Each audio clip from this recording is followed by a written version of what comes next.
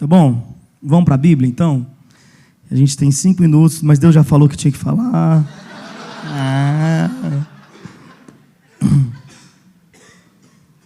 Abra sua Bíblia em Timóteo, 2 Timóteo, capítulo 4.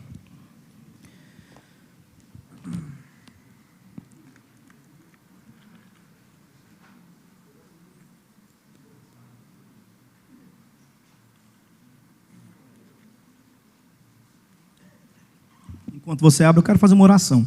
2 Timóteo, capítulo 4. Oh Deus, muito obrigado, Senhor, por esse dia incrível que tivemos aqui, Pai, de trocar ideias, de comunhão, de alegria, de sorrisos, de investimento um na vida do outro. Meu Pai, nós somos muito gratos ao Senhor por nos proporcionar momentos singulares como esse. Obrigado, Senhor, porque a Tua igreja, ela é isso, ela é um corpo de irmãos que não se unem em torno de uma placa, mas se unem em torno do Evangelho. Obrigado por isso, Senhor. Nesse momento que a gente vai até a Tua palavra, tem misericórdia de nós, Senhor. A gente é muito limitado para compreender essa riqueza, essa grandeza.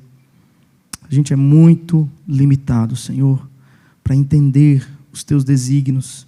Por isso a gente sempre chega nesse ponto trêmulo.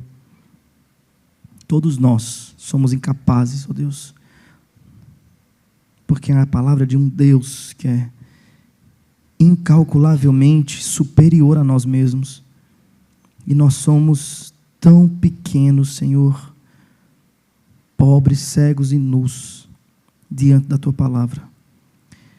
Todas as vezes que a gente lê um verso e a gente entende a Tua vontade, meu Deus, não aconteceu nada menos do que um milagre. E é por esse milagre que nós pedimos nessa noite. Permita-nos compreender a Tua palavra. Só o Senhor pode realizar esse milagre, Deus. Homem nenhum, por melhor retórica que tenha, é capaz de convencer nenhum outro homem igual a si mesmo das verdades de Deus. Só o Teu Espírito faz isso. Portanto, faz a Tua obra, Espírito Santo de Deus, e convence o nosso coração do pecado, da justiça e do juízo. Nós pedimos em nome de Jesus. Amém.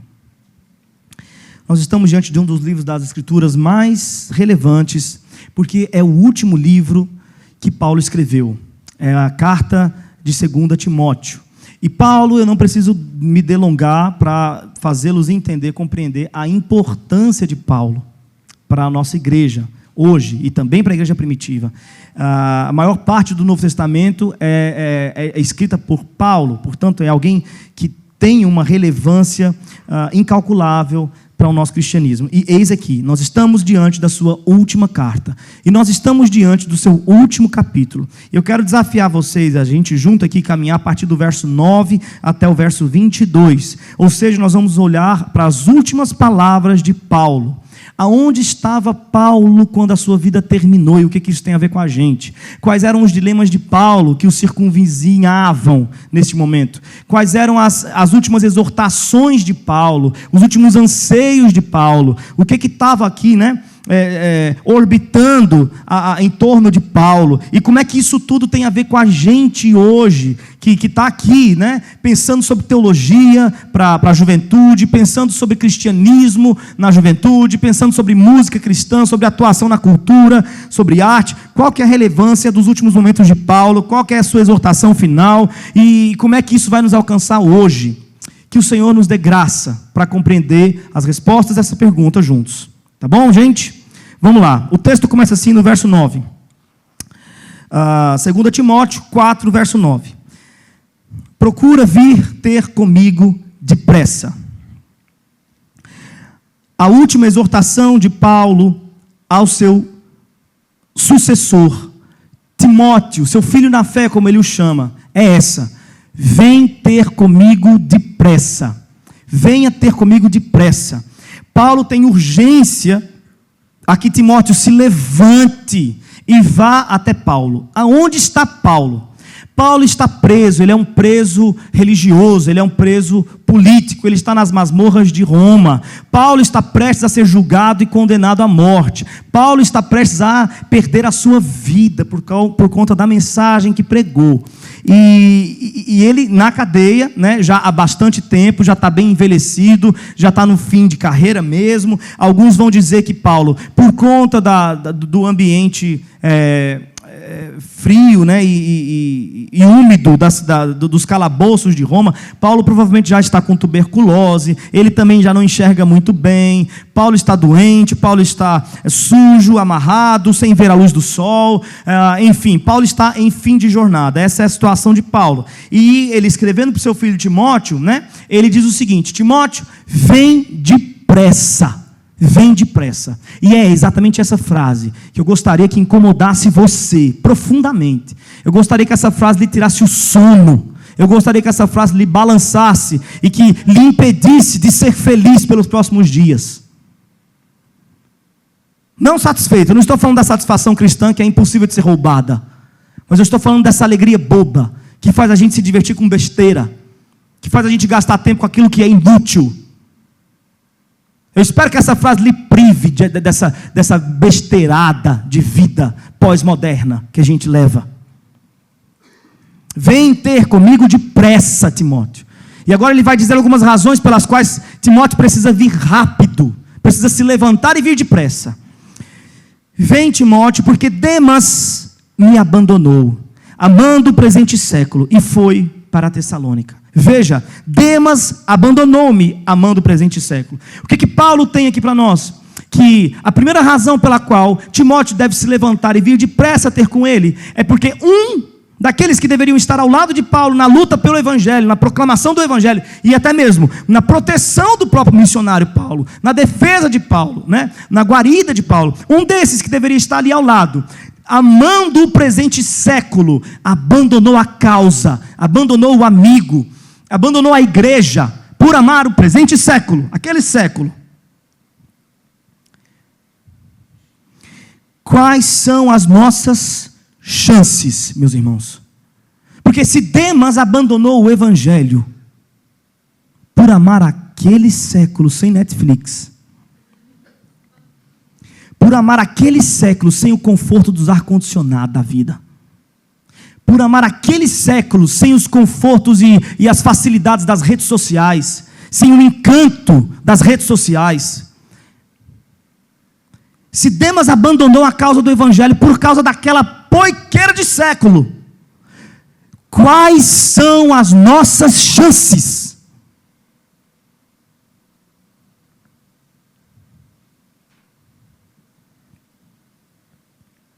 As nossas chances são as mesmas de Timóteo. 0. Nós não temos chance. Este século vai nos encantar. Este século vai nos, iludir. Esse século é o próprio canto da sereia, puxando a gente da superfície para dentro da morte, das águas profundas. Esse século e toda a sua beleza, sua pirofagia, sua estética escandalosa, suas cores, suas músicas analgésicas, suas filosofias coachings, esse século e toda a sua pompa de facilidades financeiras, de empréstimos, e nós não temos chance.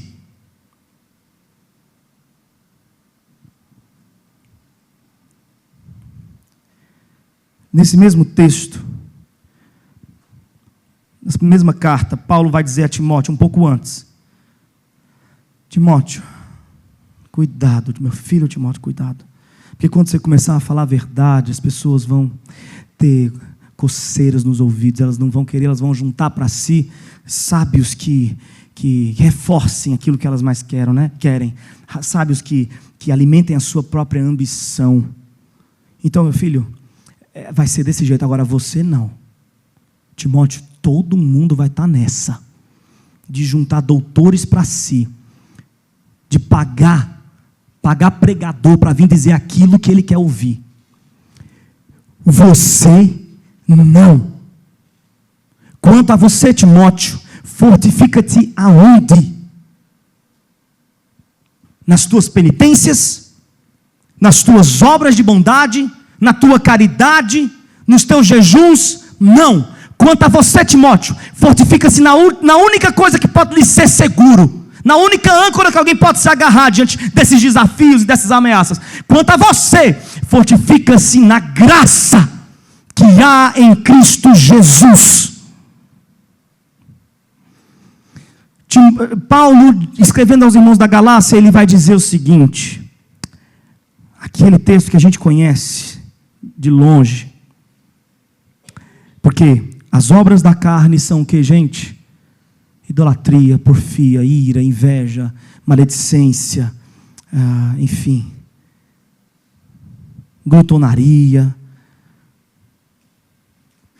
E qual que é o fruto do Espírito? Mas o fruto do Espírito é paz, amor, longanimidade, benignidade, mansidão, domínio próprio, temperança. Contra essas coisas não há lei. O que Paulo está dizendo é, todas as vezes que você tentar se fortalecer pela sua carne, o final inevitável é você trombar na parede dos seus pecados. Porque ninguém chega lá por meio das suas obras. Você quer tentar se salvar, ou irmãos da Galácia, por meio da circuncisão?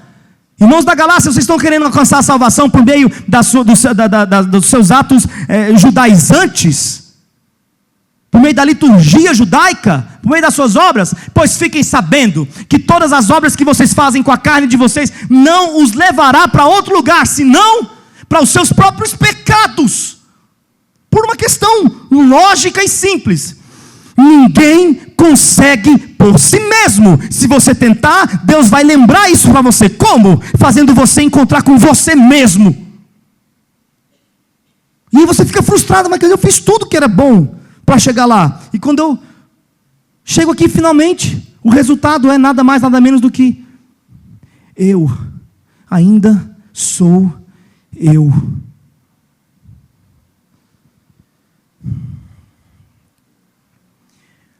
O fruto do Espírito, quer dizer, não é na carne.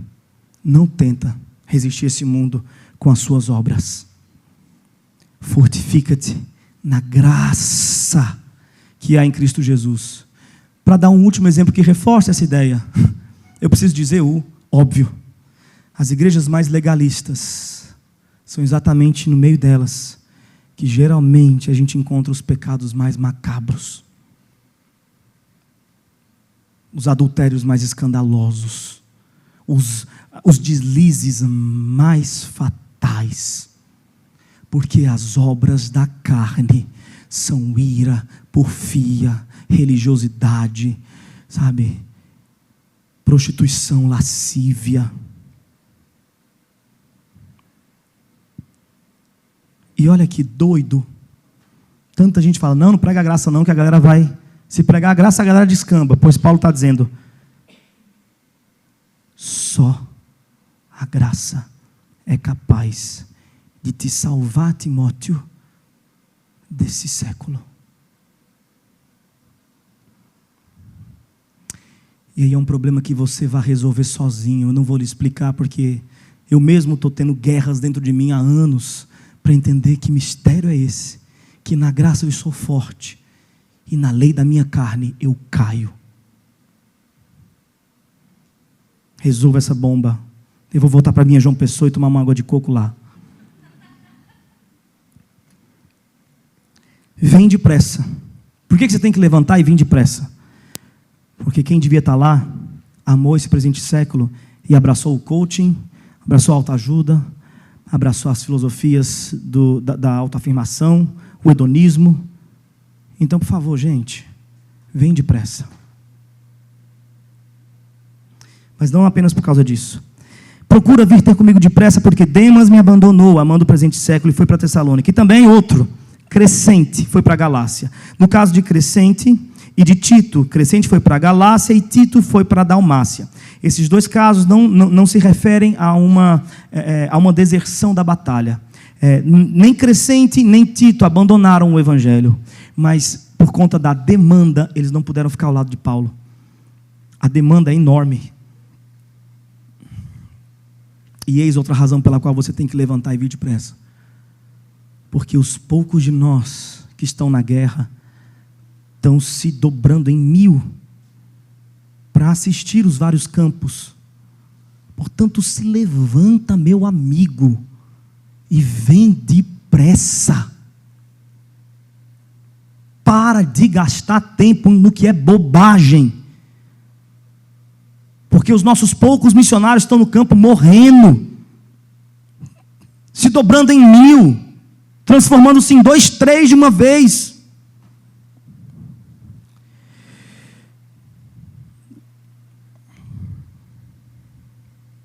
E ele vai dizer no verso 11: só Lucas está comigo.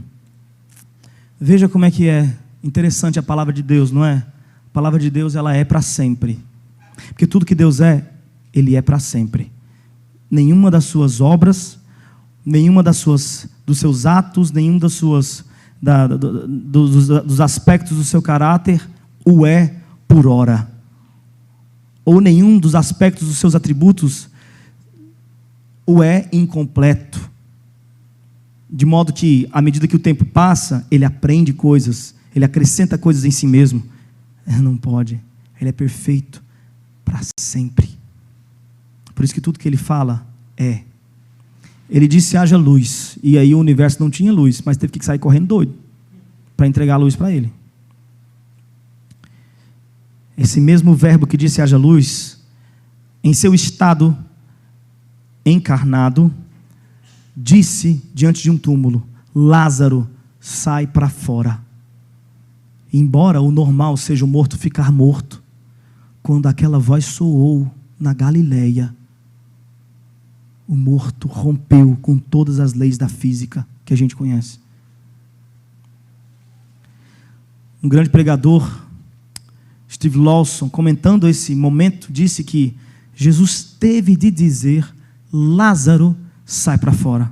Porque o seu poder é tamanho que, se ele dissesse simplesmente sai para fora, todas as catatumbas do planeta se abririam em obediência ao seu comando. Portanto, ele teve de dizer: Lázaro, sai para fora.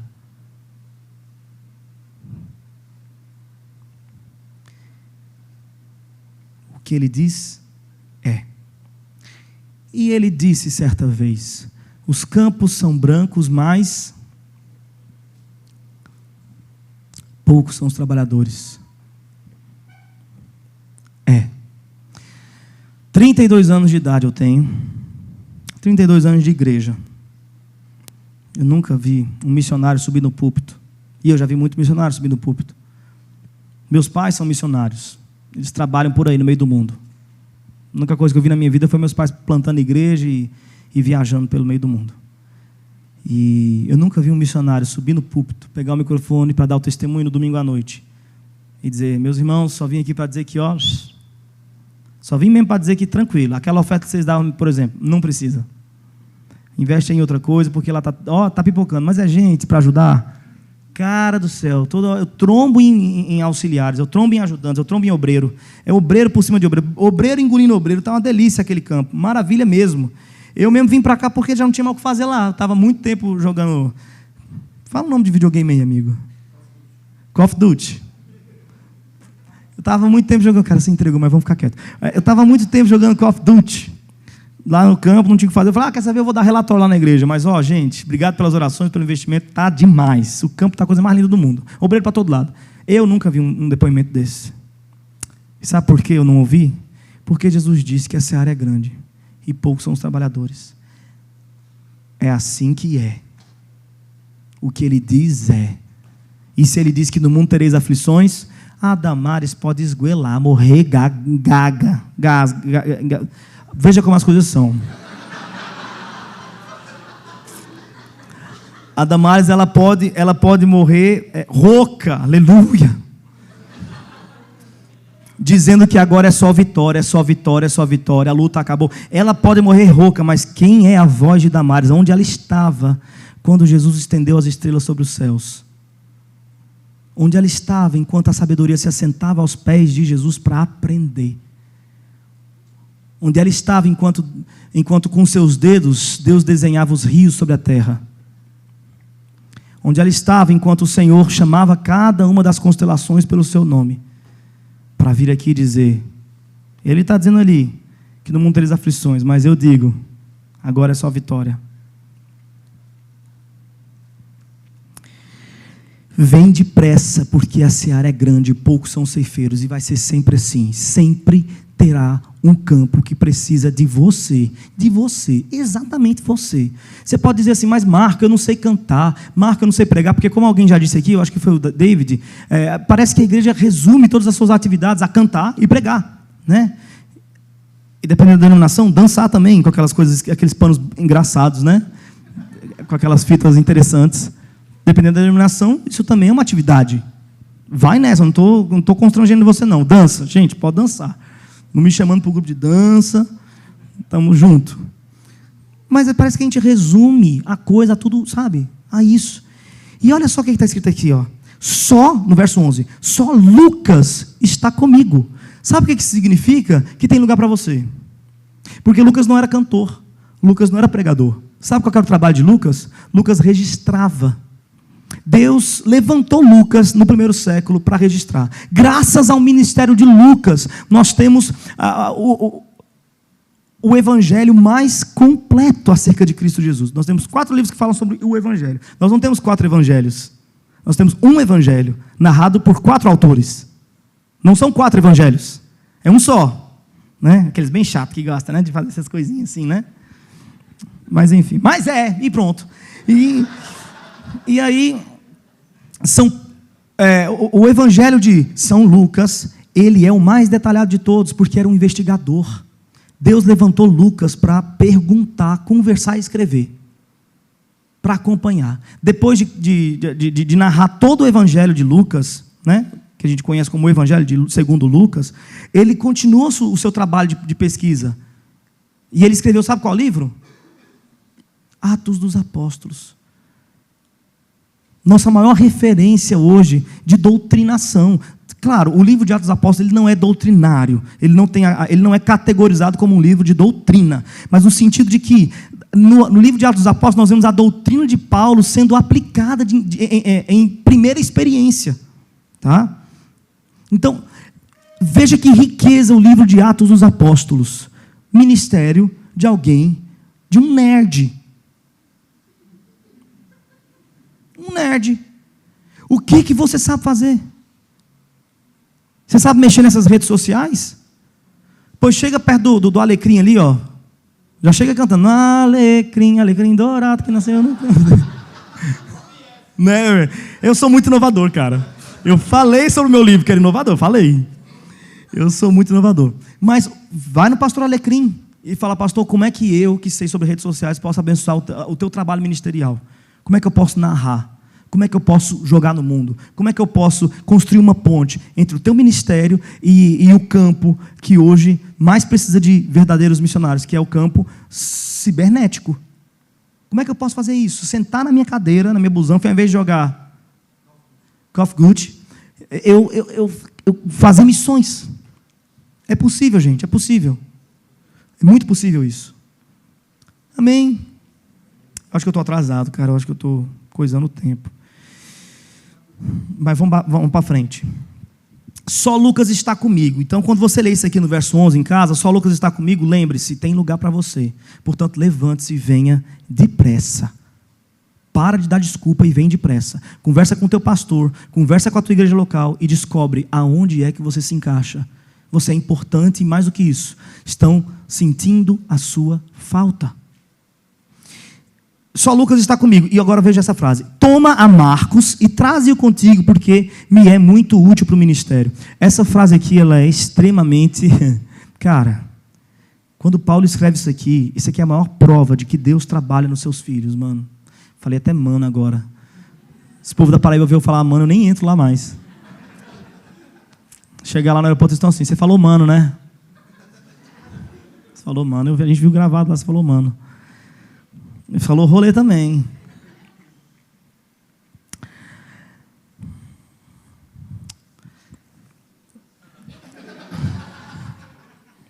Lembrei. Toma Marcos e traze-o contigo, porque me é muito útil ao ministério. Isso aqui é uma prova da fidelidade de Deus. Tem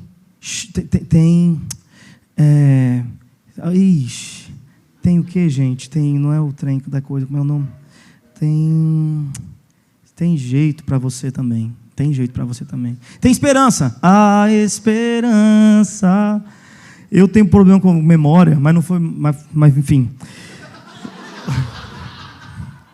Tem nada a ver com a capa do livro. O meu problema de memória não tem nada a ver com a capa do livro, tá? Entendedores entenderão.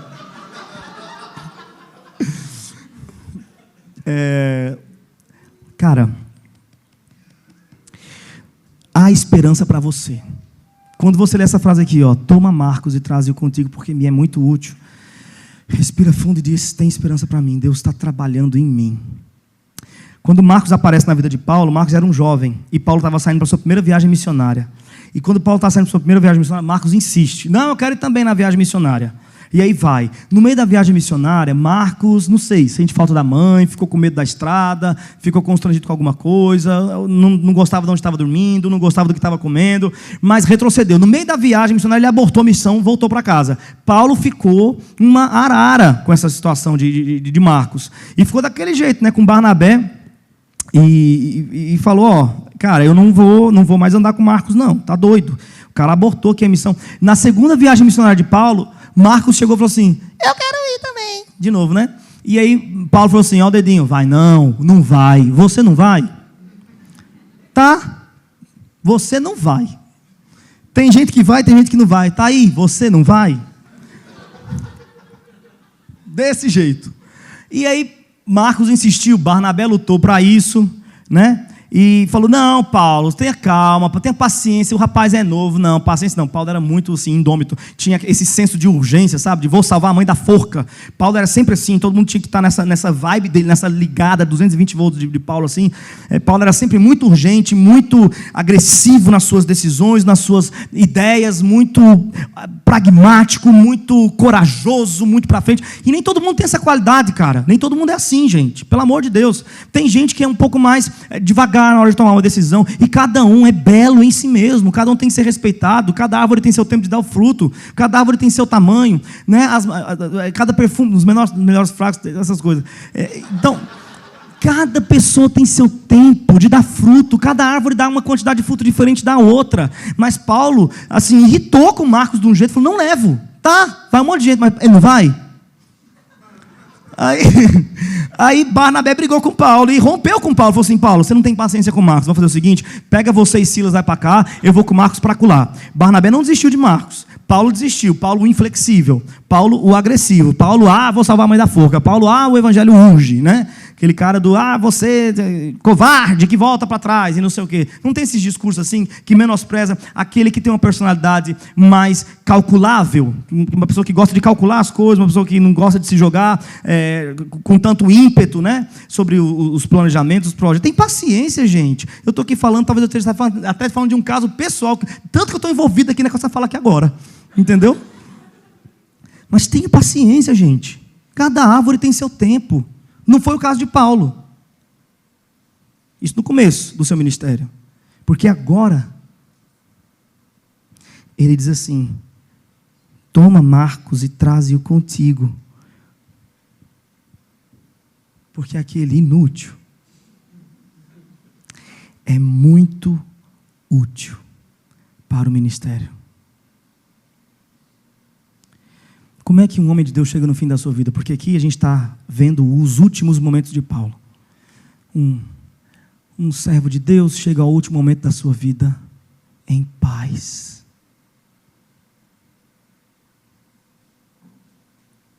Se você já teve a oportunidade de estar ao lado de alguém que está no fim da sua vida, com seus 80, 90 anos, e que não tem o Senhor, você sabe que um elemento muito presente nesse momento é o rancor. Eu estou aqui morrendo, mas foi fulano, aí fala nomes, fala momentos, fala episódios, foi cicrano, não sei quem não devia ter feito não sei o que comigo. É triste. Mas aqui, ao lado do leito de morte de Paulo, a gente o encontra dizendo assim, sabe aquele cara que eu briguei que eu fiz meu Deus do céu, uma tempestade? traz ele, porque ele me é útil. A maturidade vai chegando e Deus vai trabalhando na gente, e a gente vai vendo que nem toda guerra vale a pena ser guerreada, nem toda briga vale a pena ser brigada. Tem esperança para você, viu, querido calvinistinha, que fica inutilizando seus irmãos arminianos. Tem esperança para você, ô bolsomínio do caramba. Não sei se caramba aqui é palavrão agora, fiquei preocupado. Então posso falar um palavrão agora, porque eu queria que fosse palavrão. Tem esperança para você que votou em Bolsonaro e descredibiliza quem não votou e acha que é crente de segunda categoria.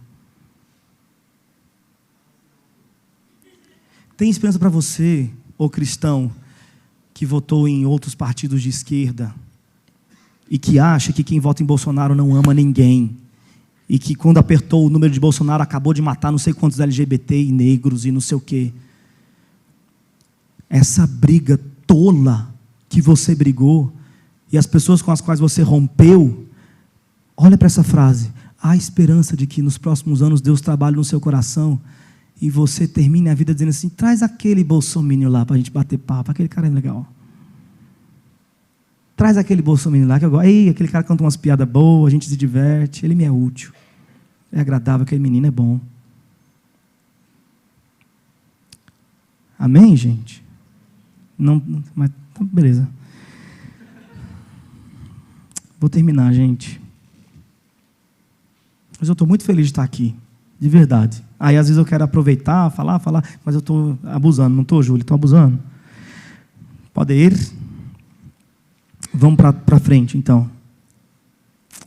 Quanto a Tíquico, no verso 12, enviei-o a Éfeso. Essa frase aqui, qual é a relevância dela? Paulo está querendo impedir que Timóteo encontre obstáculos na sua vinda. Porque Paulo está dizendo: Timóteo, vem para cá. Olha, o caso está sério. Quem devia estar do meu lado, abandonou por causa do mundo. Outros que deviam estar do meu lado não estão porque a demanda é enorme. Estão aí tendo que correr atrás dos campos que estão brancos. E eu estou aqui sozinho. Na verdade, Lucas está aqui, mas eu nem converso com ele direito. Ele fica escrevendo, um nerd. Não entendo nada que esse menino fala. E assim, vem, traz o Marcos, eu entendo, eu gosto do Marcos. Marcos é legal. Todo mundo, inclusive, Timóteo, que é Marcos, é legal. As pessoas que chamam Marcos são pessoas, via de regra, legais. Então, traz o Marcos aí para a gente bater um papo, ele me é útil no ministério. E antes que você diga: mas Paulo, eu tenho Éfeso para cuidar, porque Timóteo foi responsabilizado por Éfeso. Então, Paulo já bloqueia aí essa possibilidade de levantar um impedimento e diz assim: eu enviei Tíquico a Éfeso. Quer dizer, está tudo certo, só vem. Vamos seguindo. Quando vieres, agora a coisa vai ficar pesada, gente. A partir desse verso aqui, a coisa vai ficar pesada. Vocês estão prontos para a gente dar esse mergulho? Ou querem continuar no shallow now? Dá esse mergulhinho aqui, no verso 13. Juntos, de shallow now. Sempre mexe comigo, mexe muito comigo. Porque eu estou nessa parada de estar pregando o evangelho. Vejam só, quem está aqui na frente, eu. Não é você, sou eu. Pelo menos não hoje, pelo menos hoje. Veja.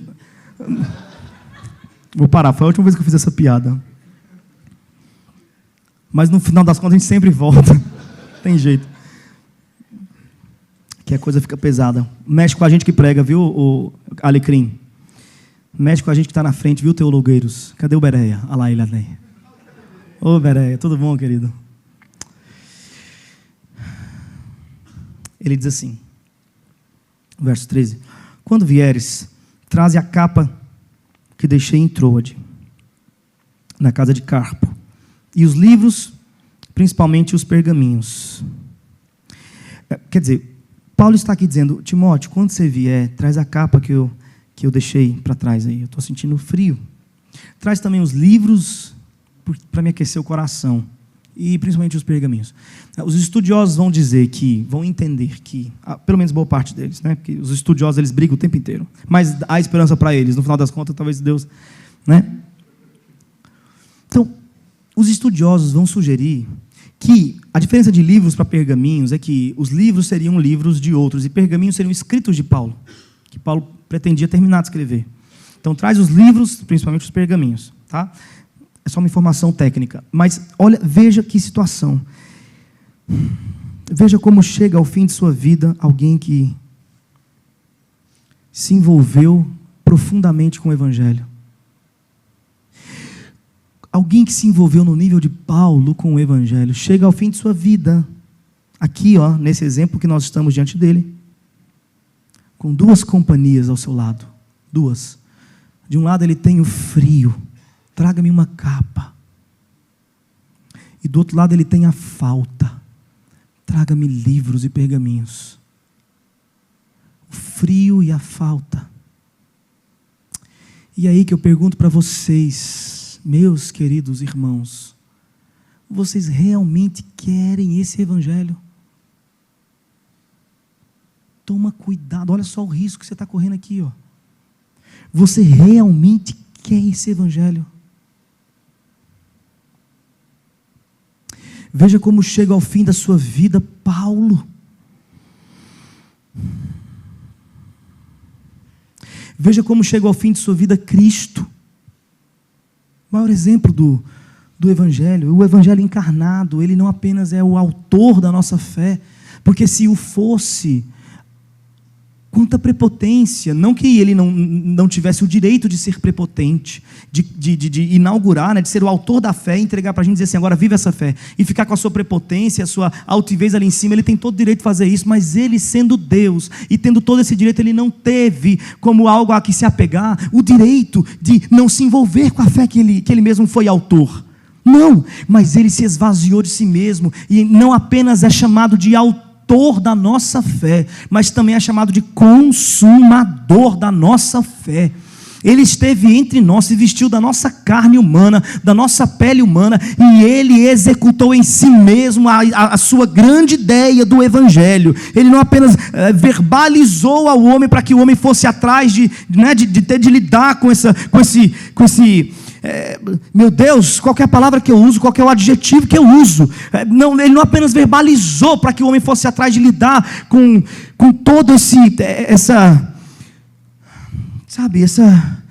meu Deus, é porque eu tento falar a dificuldade do Evangelho, mas ao mesmo tempo ele disse que é leve e suave. Eu tento falar peso do Evangelho, mas ele diz é leve e suave. Eu tento falar risco do Evangelho, mas ele diz é vida. Eu tento falar ameaça do Evangelho, mas ele diz é salvação e segurança. Eu tento falar terra escorregadia, solo escorregadio, chão de vidro do Evangelho, mas ao mesmo tempo ele fala é rocha inabalável.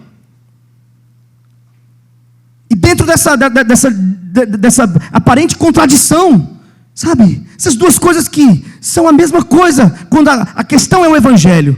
A água ou ela é gelada ou ela é quente, mas o Evangelho não.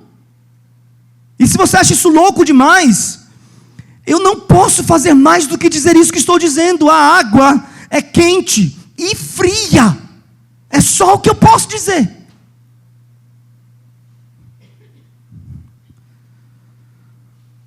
Mas ele não apenas jogou essa ideia do Evangelho para o homem, ele veio aqui e mostrou como se faz, como se carrega esse Evangelho, como se carrega essa dualidade, essa existência dupla, essa natureza dupla, essa coisa fantástica, sofisticada demais. Meu Deus, que é o Evangelho. E veja como ele acabou, na cruz, sentindo frio, sentindo sede, pedindo água. Seus amigos fugiram dele, todos fugiram dele, todos os homens fugiram dele. Não, João não ficou, João voltou, mas ele não ficou, ele voltou. As mulheres ficaram. E é sempre assim.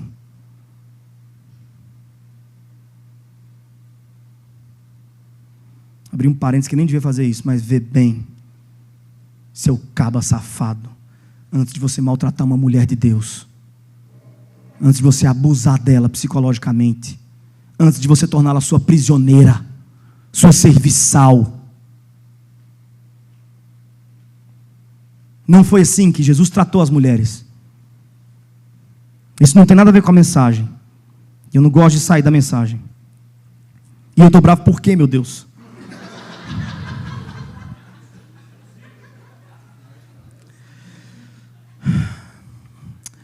Ele é o autor e o consumador. Isso é fantástico.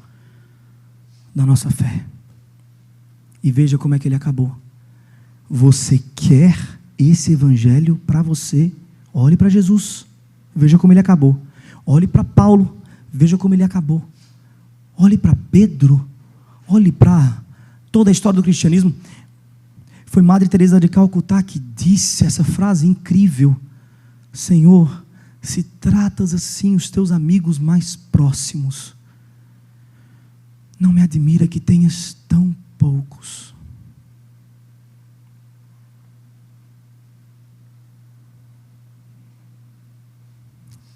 Você quer esse evangelho? Veja, se você começar a se envolver com esse evangelho, começar a ir para a igreja e começar a cantar no louvor, você vai começar, olha, você está correndo o risco de perder algumas coisas. Talvez você vai perder alguns amigos, talvez você vai perder algum prestígio da sua família, seus familiares. Se você abraçar um pouco mais forte e começar a fazer escola bíblica, seminário, ou enfim, se envolver em projetos missionários, em coisas assim desse tipo, em estudo das escrituras, de maneira recorrente, diária, sabe, insistente. Se você começar a se envolver mais com esse evangelho, você vai correr sérios riscos de perder coisas preciosas. E eu já não estou falando mais de amigos, porque amigo, né, aquela criancinha que a Xuxa entrevistou, ela ensina pra gente, né? Eu arranjo outros, né? Amigos a gente perde os do mundo e ganha os daqui da igreja. Eu estou falando de coisa mais valiosa. Você vai perder coisa mais valiosa. Cuidado! Porque você pode começar a perder coisas importantes. Sabe o que são coisas importantes? Ideias. Ideias. Você pode começar a perder ideias que lhe eram muito caras, que lhe eram valiosas, e que agora você começa, confrontado com o evangelho, ter que abrir mão e se esvaziar disso. Você vai começar a se sentir assaltado pelo evangelho. Cuidado, porque se você se envolver mais forte, se você abraçar o evangelho mais forte do que isso, e agora você se comprometer completamente com o evangelho, e se você abraçá-lo muito forte, a ponto de já não saber mais quem é você e quem é o evangelho, a ponto de dizer igual Paulo, eu já não vivo mais, a vida que agora vivo pela fé no Filho de Deus, que assim mesmo se entregou. Então, é Cristo que vive em mim, está uma loucura isso aqui, eu não sei mais quem que eu sou, quem que é Deus, o que é o evangelho, onde é que começa e termina. Eu olho para a minha vida, e a minha vida está toda comprometida com o evangelho. Se você chegar nesse nível, cuidado, porque os riscos de você chegar ao final dos seus dias escrevendo para um amigo distante dizendo, por favor, me traga uma capa porque eu sinto frio, me traga livros porque eu quero aquecer a alma, me traga um amigo porque eu sinto falta de um abraço. Os riscos são iminentes, 99% de chance de você chegar assim. Então cuidado. Você começa com assistindo um videozinho do Teologueiros e depois você está aqui, ó.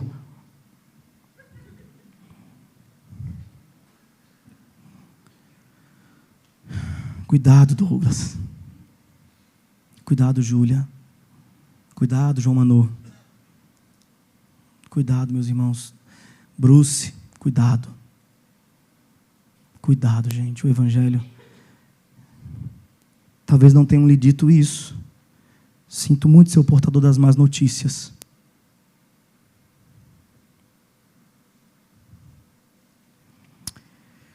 Olha o verso 14. Alexandre o latrueiro causou-me muitos males. O Senhor lhe pague segundo as suas obras. Agora eu vou tentar descer corrido. Alexandre o latrueiro, e exatamente por ter esse termo, o latrueiro ao lado, já dá um sentido de que era alguém importante na comunidade, tá? E ele trabalhava com bronze, e por trabalhar com bronze, numa época daquela que o bronze era muito valorizado, ele era importante na sociedade. Provavelmente o que os estudiosos concordam é que Alexandre havia feito um pacto, ou um combinado com Paulo, de depor no juízo, no primeiro tribunal de Paulo, depor em favor de Paulo, tá? Mas aí o que acontece é que Alexandre fez o contrário. Ao invés de ele depor a favor de Paulo, Alexandre não apenas quebrou esse contrato, não apenas deixou de depor, mas ele foi lá e depois contra Paulo. E como a fala dele era relevante, causou males para o caso de Paulo. Então vem depressa, porque a gente está sendo difamado aqui, ó. Alexandre o latrueiro causou-me muitos males. O Senhor lhe pague segundo as suas obras. Veja no verso 15.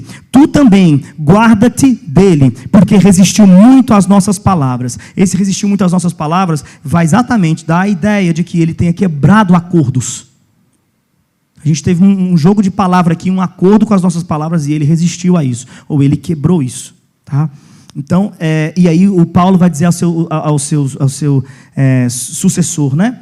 Ô Timóteo, cuidado. Agora você veja, ele estava amarrado, ele não está dizendo, Timóteo, eu vou aproveitar aqui que eu estou no final da minha jornada. Ele já, desde o primeiro capítulo da carta, que ele está dizendo, agora é a sua vez, Timóteo. Em determinado momento ele fala assim, eu já estou partindo já, a minha vida já está sendo entregue como libação diante do Senhor, né?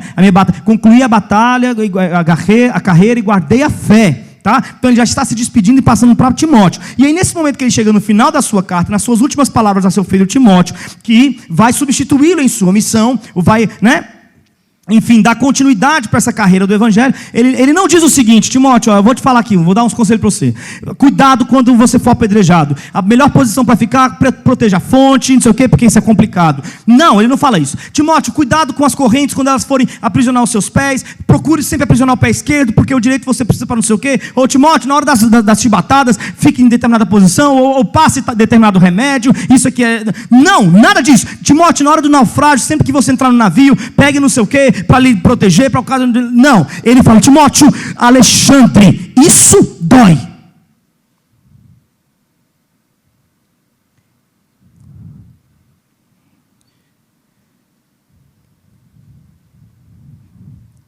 Nem sequer uma nota sobre as chibatadas, sobre os naufrágios, mas uns 2 versículos sobre os falsos irmãos. Eu preciso dizer a vocês algo. Espero que vocês entendam da melhor forma possível. Existem falsos irmãos, sim. E é importante que alguns de nós se levantem para fazer algumas notas sobre isso. Não. Tudo não é relativo. Não. Tudo não é uma questão de perspectiva. Não. Nem tudo é uma questão de ponto de vista. Não. Tem coisas que são viscerais para o Evangelho. Tem coisas que desmontariam toda a nossa sã doutrina, que corromperiam a nossa fé. Mas Deus não permite isso, porque levanta gente como Paulo para escrever notas. Alexandre, e isso, cuidado. Ok, gente. Está dito. Paulo faz isso inúmeras vezes nas Escrituras. Cristo instrui a gente a exercer alguns critérios. Por exemplo, quando a gente vai oferecer as nossas pérolas, que é o Evangelho. Não faz isso para porcos. Cuidado com os cães. Não é tudo um ponto de vista, não. Não é, não.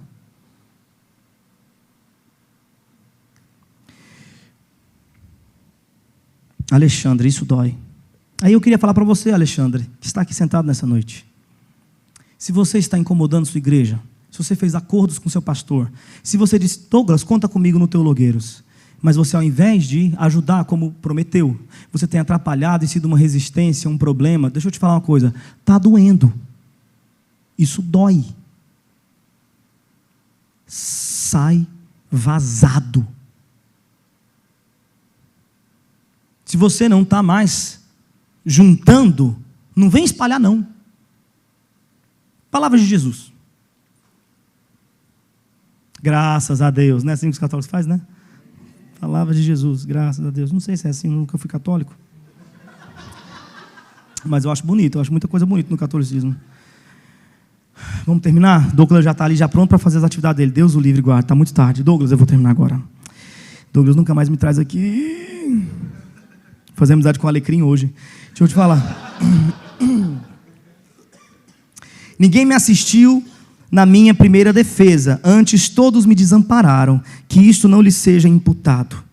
Tá? Então ele chega aqui no final da sua vida e faz essa nota: ninguém me assistiu em minha defesa. Imagine você, Paulo, chegando lá diante dos seus acusadores, e ele olha para o lado, para a direita, para a esquerda, para todo canto, enquanto o escrivão está lendo o caso dele ali, ele está assim, com dificuldade de olhar por causa da sua velhice, das suas cataratas, por causa dos seus cabelos desgrenhados, suas rugas, seus açoites, suas cicatrizes, e ele está ali algemado nos braços e nas pernas, e procurando alguém, um sorriso amigo, um rosto conhecido, que possa fazer um sinal de confirmação: eu estou com você, Paulo, está difícil aí, mas eu estou com você. Ele não acha ninguém.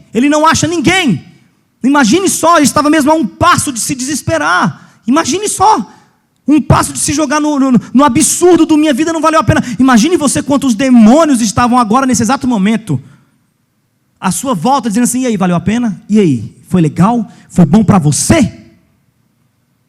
Seu trabalho valeu a pena, Paulo? Você é um gênio.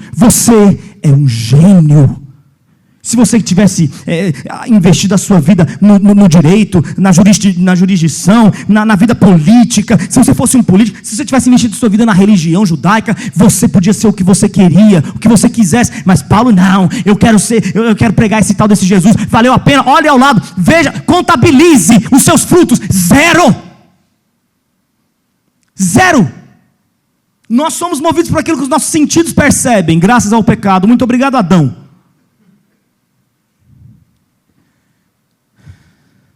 E quando a gente olha para o lado, a gente é tentado demais a contabilizar o sucesso do nosso ministério assim. Cadê os frutos? Quantos plays no Spotify? Meu Deus do céu, ninguém, cara. Cadê? Quantos views no Teologueiros? Não está valendo a pena, cara. Meu Deus, cadê a igreja? Cadê os irmãos? Quantas pessoas? Quantas famílias? Reunião de pastor é a coisa mais angustiante que existe. Você chega lá e a primeira pergunta que faz é: quantos membros sua igreja tem? Quantos membros sua igreja tem? Meu pai, que era pastor, né, plantador de igreja e tal, e sempre foi plantador de igrejas pequenas, meu pai, ele parou de ir para esses lugares, porque meu pai é meio descontrolado da vida dele. Tudo bom? Tudo bem? Tudo bom? Ele é descontrolado, eu não devia estar falando isso, está gravando? Tudo bom? Mas eu amo muito meu pai. E veja só como as coisas voltam, né? Dica do Alecrim para fazer. Gente, oh meu Deus, o Douglas está quase me matando e já não sei mais onde é que eu estou. A reunião de pastor, meu pai ia para dizer, chegou uma hora que ele não aguentava mais. Falou assim: ô pastor, e quantos membros lá? Aqui eu tenho 2 braços, 2 pernas e uma cabeça, são os meus 5 membros aqui. Eu tenho 5 membros, o senhor? Não, estou falando da igreja. A igreja é do Senhor. Ih, tem membro com força. Ih, se contar ali, vi contando assim, a Abel, aí vem contando, aí vai Eva, aí vai Sete. Ih, aí vai uma descendência louca. É muita gente mesmo, não dá para contar não. Meu pai estava desse jeito, nesse naipe, ignorante. Aí a galera abriu, ele ficou sozinho e tudo bom? E agora que a minha lágrima cai aqui, mas enfim. Ninguém estava lá. Como é que Paulo não se jogou no abismo do pânico e da ansiedade de dizer: não valeu a pena? Como é que Paulo conseguiu manter-se são? Veja o próximo verso. Verso 17. Mas o Senhor me assistiu e me fortaleceu, para que por mim fosse cumprida a pregação e ouvissem todos os gentios. E fiquei livre, veja que milagre, Timóteo, da boca do leão. Mas o Senhor me assistiu. Se você abraçar o Evangelho com todas as suas forças, a ponto de não saber mais quem é você, quem é o Evangelho, a ponto de submergir completamente, perder todas as suas ideias mais caras, os seus amigos mais valiosos, os seus familiares, os seus pertences, a sua pátria, as suas subjetividades, aquilo que lhe caracteriza, aquilo que lhe define na sociedade. Se você abraçar tanto o Evangelho que você não é mais nada a não ser, um retrato, um fantasma antigo caminhando pela sociedade e apontando para uma realidade antiga também e já esquecida. Se você abraçar o Evangelho com toda a sua força, é muito provável que você chegue ao último dia da sua vida dizendo: pelo amor de Deus, alguém me traga uma capa e um livro. Mas não é possível que você chegue ao último dia e não diga acerca dele: o Senhor me assistiu.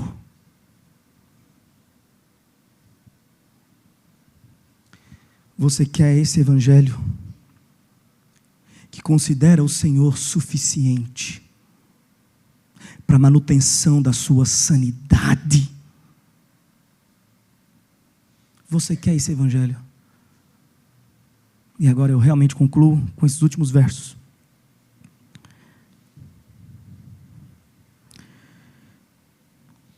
O Senhor me livrará de toda obra má. Depois de escrever isso, dias depois de escrever isso, Paulo foi morto. Parece que Deus não livrou de todas as obras más assim, né, gente? Parece que de uma delas ele não foi livre. Não é isso, gente? Não é? Não.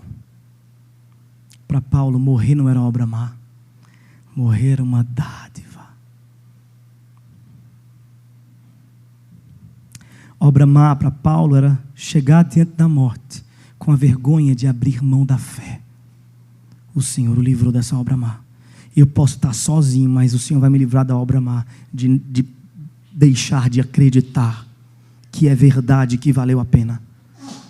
E o Senhor me levará salvo para o seu reino. Isso Deus o fez. E olha só, Ele me levará salvo para o seu reino celestial, a quem seja glória para todos sempre. Amém. Veja como termina um homem de Deus a sua vida. Olha, Timóteo, saúda a Priscila e a Áquila e a casa de Onesíforo. Erasto ficou em Corinto, algumas últimas instruções. Quanto a Trófimo, deixei-o em Mileto. Deixei-o doente em Mileto. Olha, no verso 21 ele repete a sua exortação final: vem depressa, apressa-te, vem antes do inverno. Olha, Eubulo, Pudente, Lino, Cláudia e todos os irmãos te saúdam, te cumprimentam. Esses são os últimos frutos de Paulo. Pessoas do cárcere que se converteram, e Paulo está temendo talvez que Timóteo chegue e Paulo não esteja mais vivo. Então, de antemão, Paulo já faz o link aí, ó, Timóteo, fulano, ciclano, beltrano, tá aqui, ó, esse aqui, ó, foca nesses caras aqui, ó. São os novos frutos aqui. Veja como morre um homem de Deus. Apressa-te, vem antes do inverno, tá? E o último verso: o Senhor seja com teu espírito. E a sua última frase: a graça seja convosco. Ponto final. Repousa a pena do poeta sobre a mesa, e repousa o profeta eternamente nos braços do seu Senhor. Timóteo, depois disso tudo eu vou te fazer um desejo aqui, ó, um pedido sobre você. Eu desejo a você, Timóteo, que você vai começar agora essa caminhada, que você seja muito próspero e rico. Não foi isso. Timóteo, eu desejo a você que você seja muito famoso, reconhecido e aplaudido. Não foi isso que ele desejou. Timóteo, eu desejo que você tenha saúde, que você tenha, prosperidade, enfim. Não foi isso. Timóteo, estou me despedindo. Espero que você venha antes do inverno. Mas, em qualquer caso, fica aqui o meu desejo para você, meu filho amado. Que a graça de Cristo seja sobre você. É claro que é isso que eu desejo, Timóteo, meu filho. O que mais eu poderia desejar a você, se não a graça? Porque, Timóteo, quando eu era novo igual a você, e eu estava desesperado dentro dos meus conflitos, dentro dos meus fantasmas, dentro dos meus demônios, dentro das minhas crises existenciais, espirituais e toda a minha dinâmica maluca. Eu olhava para um lado, Timóteo, e tinha alguém doente, eu orava, essa pessoa era curada. Eu vinha aqui, a pessoa era abençoada. E quando eu olhava para dentro de mim, Timóteo, um espinho me incomodava a carne. Eu fiquei tão angustiado, Timóteo. Eu fui aos pés de Deus e disse: Deus, por mais de uma vez eu falei: Deus, qual que é o problema em mim? Por que eu oro para todo lado e as coisas acontecem, mas dentro de mim tem esse peso, tem esse karma, tem esse espinho, tem essa dor? Meu Deus, por quê? E a resposta, Timóteo, de Deus para mim, para o jovem Paulo, eu a carrego até aqui. E é por isso que essa é a minha última frase. Deus me disse: Timóteo, Paulo, tem calma, se aveste não se aveste não. Calma, Paulo.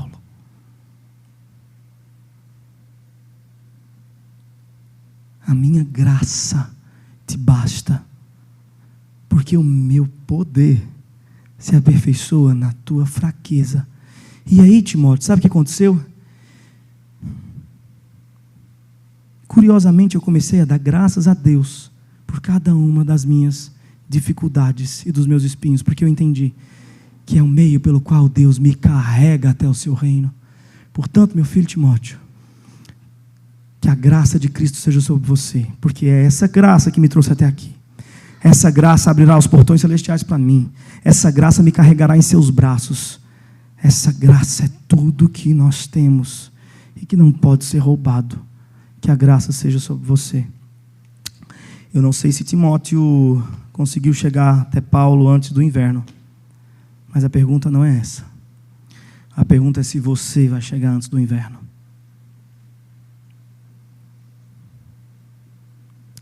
Vem depressa.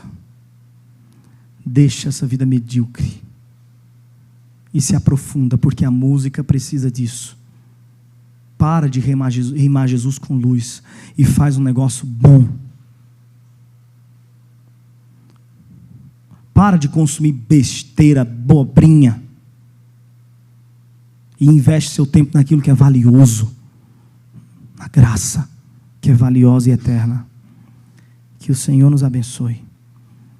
Que todos vocês sejam guardados pela graça, assim como eu. Sejamos carregados por ela, assim como Paulo foi.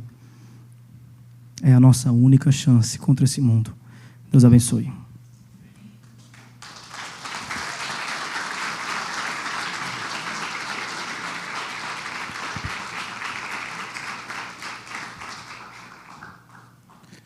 Beleza, gente.